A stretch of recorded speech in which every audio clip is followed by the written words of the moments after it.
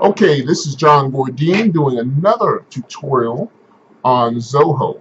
The topic this time around is going to be on leads. Okay, as we talked about before, on the navigational bar you will see the module leads. You click here, it will bring up leads. Now, typically by default, your first time in, it's going to show all leads. Okay, now let me tell you a little bit about all leads. All leads are showing you everything you have access to, regardless of the status of that lead. So that means you're going to have folks that are not interested, not eligible, there's going to be deceased, anything that is an Alice Styler lead or something that you can see is going to show up in this view. Okay, so the moral of the story is most cases you do not want to be working through this view. Okay, where you do want to be working from, let me take this off here. We don't want all leads.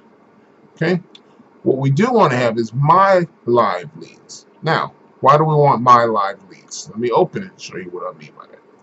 My live leads is basically showing you all the leads. Let me show you the rules behind the scene here.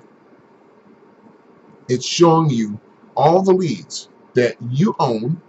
Okay, so they're in your name, and the lead status doesn't contain the word not, which means not interested, not eligible, not able to contact. None of those are included as a part of this list, so it gives you a much cleaner list. Okay, so those are live leads as long as you status your leads correctly.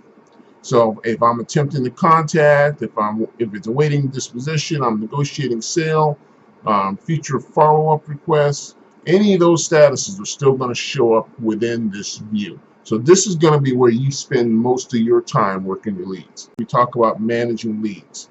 I'm going to create a new lead, so I'm not working with real people here. And the value of our system is the actual data. Okay, there's fields here for you to fill out information on the leads. So first name, last name, the actual zip code, anything with a little red line is a required field. Okay, and I'm going a little quickly through this. This is recorded, so of course you can rewind and go back and forth and so forth as much as you want. But I want to get through this as quickly as possible so that you can get out there and get to work.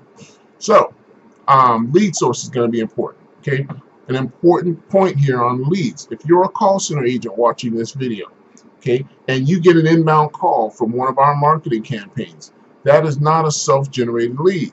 Okay, a self-generated lead is a lead that you went out and bought, or you did your own marketing, whatever the case may be, and a customer calls you out for your marketing. Okay, the reason that's important is because we use these lead sources to track what our returns are on our investment in different advertising channels. Okay, so if you're miscategorizing what those leads are, then we're not seeing an accurate count or depiction of our return on the investment for the marketing. So for example, Medicare changes during AEP is going to be the majority of what we do. So when agents are statusing those leads, if a customer calls and said they got a pink card in the mail, that's a Medicare changes card. That's probably the easiest one to identify. They say it was pink, that was Medicare changes. Okay, now we can measure, hey, we sent out 500,000 pieces of mail. How many phone calls did we get from that mail drop? How many leads cards did we get from that mail drop? We can count it all, and now we can get a true measure of our return on our investment in terms of getting leads in. Okay, but also in line with that, your statusing of the outcome of those leads is also going to be critical, and that's where the lead status and the sub status come in. Okay, the lead status is giving the major outcome. Okay, you attempted to contact the person, but you didn't reach them. You did reach them, but you're negotiating a sale. You talked to them, but they want you to call them back another time. You're not able to contact them. They're not eligible, not interested. And basically what happens is when you select one of these categories, the sub-status options change based upon the lead status. So in negotiating sale, the options are, okay, well, if you're negotiating a sale, what are you selling? Okay. If it's a future follow-up, what are you waiting for?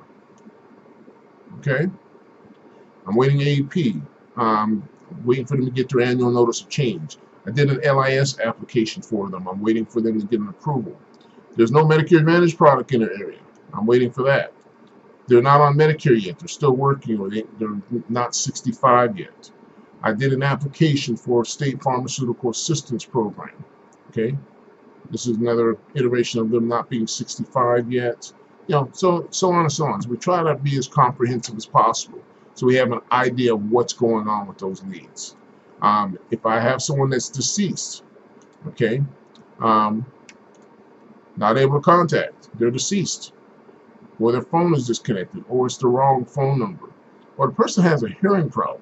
So if I'm trying to make a phone call to this customer, and I'm a call center agent, if they have a hearing problem, I'm probably not going to be able to do a lot of business with someone that can't hear me over the phone.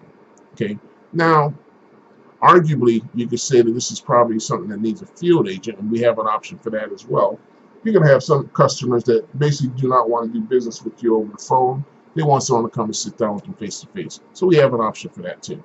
And when you're talking to someone and they seem like they're maybe not all there, here's another option for that.